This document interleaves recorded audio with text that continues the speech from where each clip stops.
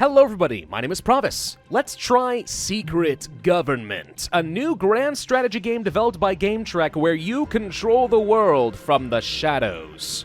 The game just entered into early access a couple of days ago, and a big thank you to their publishers, 1C Entertainment, for sponsoring today's video. If you'd like to check the game out for yourself, you can of course use the link in the description down below. In Secret Government, you do not play as one simple nation. No, you control a brotherhood that has been pulling the strings and guiding the world for centuries. Sounds simple enough, right? Wrong! This game gets extremely complicated. Trust me, you'll see. In this version of the early access game, there are only two game modes currently available. One is a Glorious Revolution in England campaign, and the other is free mode where you can pursue your own agenda. But over the next few months, there are several other historical events that will be getting some spotlights, including the War of Independence, the Napoleonic Wars, and so on. Right now, the game is intended to go into full release at the beginning of November. And of course, because this is early access, do be aware that the game is subject to change. You might find a few differences before the final release. For today's video, I'm just going to be going through the early sections of the Glorious Revolution in England campaign, because it actually serves for a pretty good tutorial, gradually introducing new concepts into the game until you realize you are completely out of your depth and have no idea what you're doing. The story begins simple enough. You have been traveling to the New World in order to establish a chapter house for your Brotherhood, and upon returning to the Old World, find that your uncle, the former Grand Master of the Brotherhood, has been slain along with your entire order, save only 2 remaining members. You are tasked with reforming the Brotherhood and continuing your uncle's work.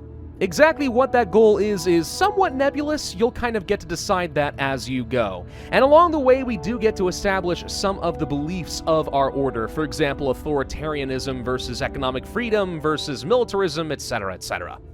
And here we are in the Old World. Now, we have only one member of our Brotherhood currently usable, and that is the Worshipful Master, Brother Walter, who I am going to task with recruiting a neophyte in England. This is only going to take a couple of days, which we can simply speed ahead using our play or our speed forward button. And Walter has recruited Patrick Stephen, who is a financier, which actually works pretty well, I think, for the position of treasurer within our organization. If you guys will just let me speed through this a little bit. Thank you, there we go. Okay, we're going to go ahead and place you right up over here as our treasurer, so we will be able to make some extra money. Now, in your Brotherhood, you have neophytes, which are some very low-level recruits, but eventually, if they are not inducted into the Brotherhood, will get kind of bored or upset and eventually leave. You then have room for a few acolytes who can't really do much of anything, but they make for good backup characters in the event something goes wrong.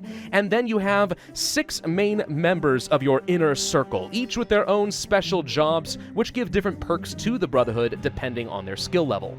All of this, of course, ends up being very important for generating resources for your Brotherhood. We have diplomatic influence, we have economic wealth, and we have military power, all of which are necessary to get your Brotherhood members to run important errands to further your influence. In the beginning of the campaign, one of the most important things you can do is start to infiltrate different levels of a government. Now, this campaign mostly centers around England and some agenda there, though we will be traveling to other countries and furthering influence there as well. But England right here is an absolute monarchy. We can't see most of their details until we continue with the campaign, but they have 3 institutions, and that would include the government, the economic, and military institutions.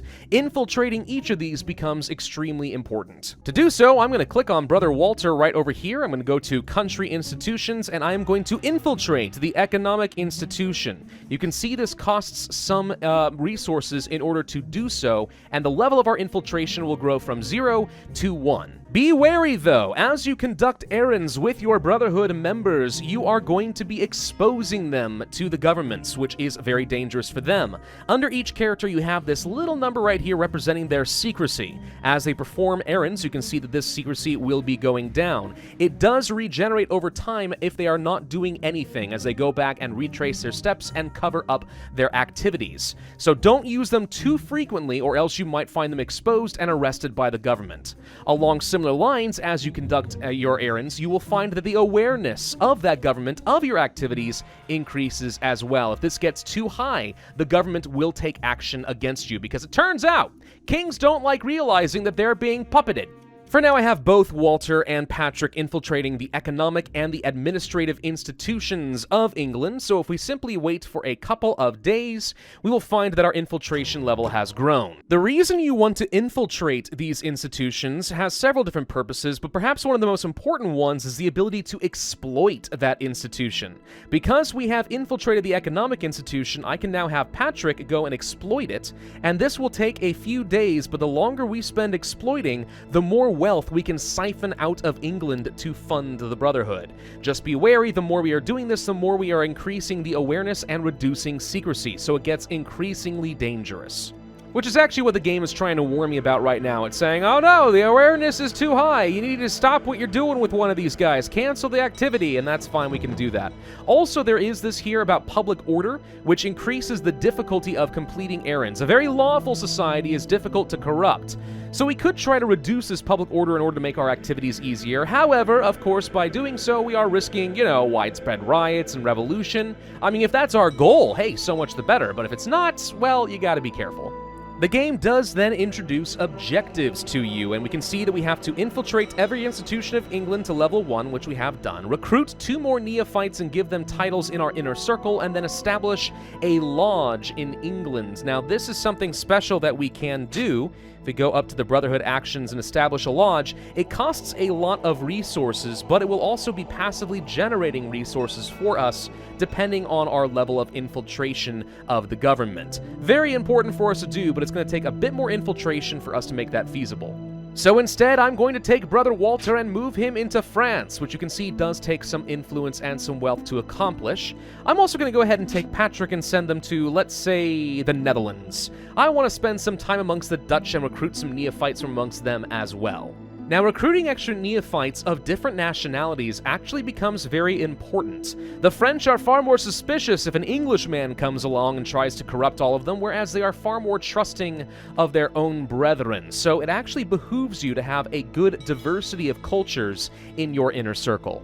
With 2 more neophytes, I am going to make sure that I assign them to my inner circle here. I do think that going for, let's say, the secretary would probably make a lot of sense in order to reduce the awareness of countries every month, and also perhaps gain additional experience with the orator over here. Okay, so now we have 4 characters that we're able to use. But you can see here that our treasurer and our worshipful master are both low on secrecy, so we need to stop using them for activities and let them have a little bit more time to cover their tracks.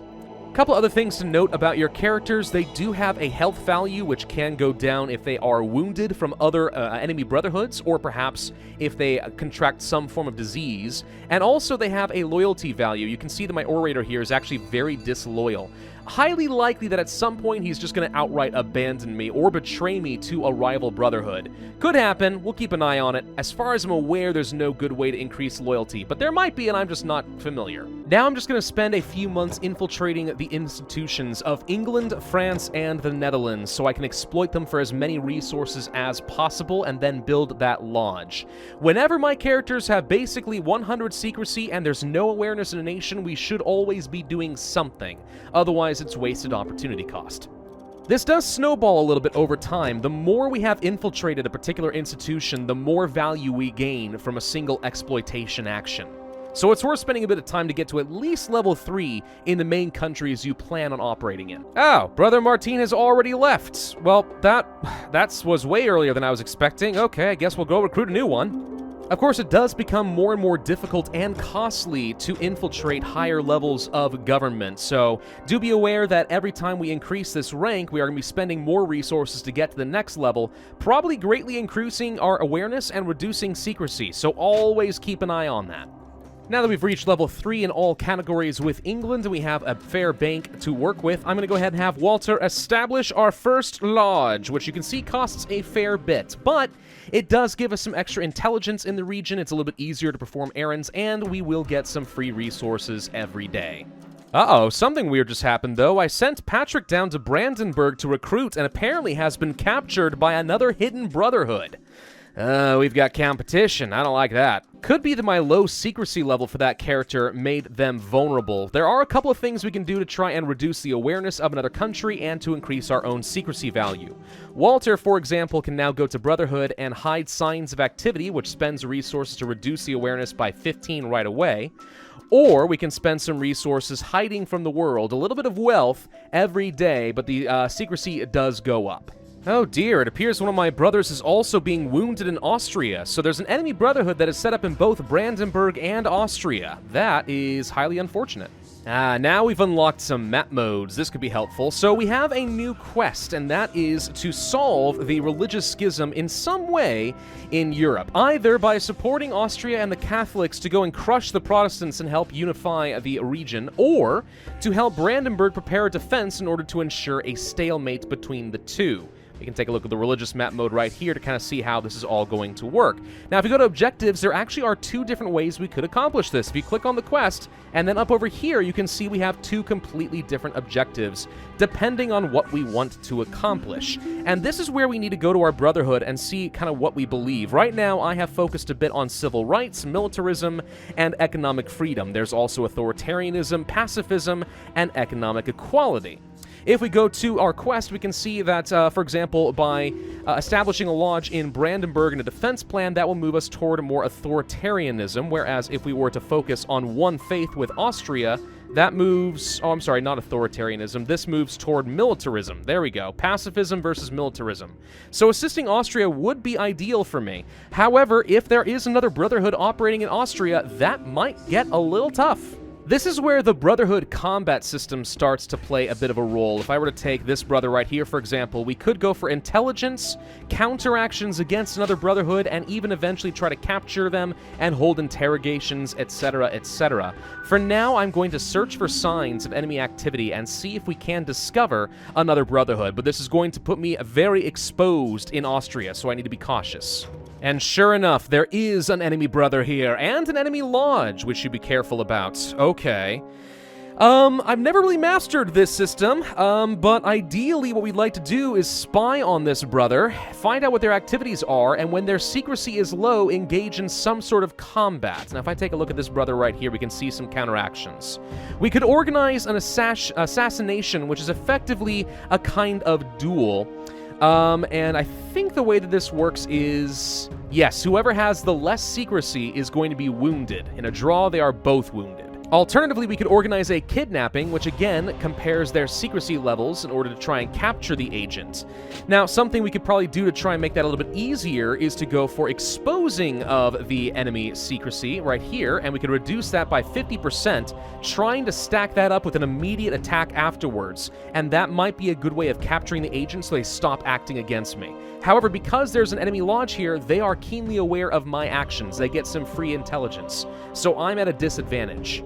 I could be wrong, but it actually looks like the enemy brother may have left before I could do anything. Okay. Well, what we could do then is try to eliminate the supporters of our enemies, and if we can remove their random institution levels enough down to 0, their lodge is destroyed, which would make it a lot easier for me to establish a strong presence in Austria instead. First, though, we have to collect information on the enemy lodge, and you can see that the game is starting to get a little bit more complicated already. Previously, it was just simply snowballing out of control for resources. Now it's turning into an actual fight between different brotherhoods, which is exciting, but it gets complicated quick, and believe me, we are not even like 20% of the way into this. Aha! I have destroyed enough supporters of the enemy brotherhood that their lodge has disappeared, which means now their home advantage is gone. Okay, so now I want to resume the infiltration of the institutions of Austria so I can set up my own lodge, which I could do now, but it gets cheaper the higher the levels are, and then I will have the high ground. Oh, crud, the enemy brotherhood's really getting around. Alright, we've now got someone in the Netherlands, someone fighting me in Spain, and my Danish guy just got captured. Oh, good grief. They're way more aggressive this time around than the last time I played. Oh, there are 3 brothers in Spain. Yeah, we need to hightail the heck out of here. They're going to destroy me down here if we're not careful. We were able to capture one of the enemy agents here in the Netherlands, though. So once I establish a lodge, I'll feel a little bit more solidified down here, and then we might have to torture the enemy agent and find some more information. I've also lost another guy, so I could really use a neophyte somewhere else. Well, I interrogated that guy to death, and as a result, we found some enemy lodges, including one in Pfalz and in Brandenburg. Also, they snuck an agent up into Denmark, and they have a lodge in Sweden, so we know a lot more about the enemy Brotherhood than we did before. Oh boy, oh boy, oh boy, this is fun. Interestingly enough, it looks like the AI is spending all of their time simply trying to expose me again and again and again. The awareness is absolutely uncanny. But we have exposed them in return and reduced their secrecy, which means now is the perfect opportunity to attempt a kidnapping, though it is extremely expensive. Let's see if we can pull this off. No, not at all. In fact, we got stabbed in return. Yeesh! Well, at the very least, we can make progress with our Austrian mission. We want to go to the army, and we want to help them develop an attack plan so that they will be able to bring Brandenburg to heel. If I go over here, yes, on Brandenburg specifically. And now that we've accomplished that goal, this is where a lot of the complexity of the game really starts to kick off. Previously, it was just a bit of a tug-of-war, right? Now we really get to mess with folks. So let me show you what I'm talking about. If we go to this manuscript option right here, this is kind of like a codex of all the information you could ever really want to know for the game, including, let's say, the basics as far as institutions and how they work, etc., etc. Okay, seems useful. It also teaches you how to, I don't know, unleash wars and all the different factors that go into it, how to establish an incident on the border, manage garrisons and all their factors, how to change the outcome of a war, chaos control, and the uprisings and armies, production development, and how to have economic institutions build up the way you want them to. Diplomacy, trade, estates, changing power, budgets. Oh my gosh, there's so much! Oh, but that's not nearly all. Oh, no, no, no, no, no. Now we can also click on a nation here, and we can see all the different factors of, let's say, the nation of England. Let's go to society. Oh, look, estate support for all the different parties, including the Whigs, an unrest party, and the Tories, and all the different little estates, such as the bureaucrats, the officers, the capitalists, intellectuals, clergy, workers, etc. And each one of them can be manipulated in some direction or another. It even breaks it down by individual regions in terms of their political support. What about economy? Did you ever want to see the economy? Oh, sure, there's plenty to see about the economy. Here's all the different estates in their control, their job security, the different industries, trade partners, importing, exporting, shortage of resources, natural resources. Oh my god! And then what about diplomacy? Now this one at least is straightforward. You can see the relative power of the armies as well as the state religion and their nationality and the form of government and their relations, etc. And then if maybe you want to tweak with the laws, oh, you can totally tweak with the laws. Here's the different taxes on different estates and economic and military institutions.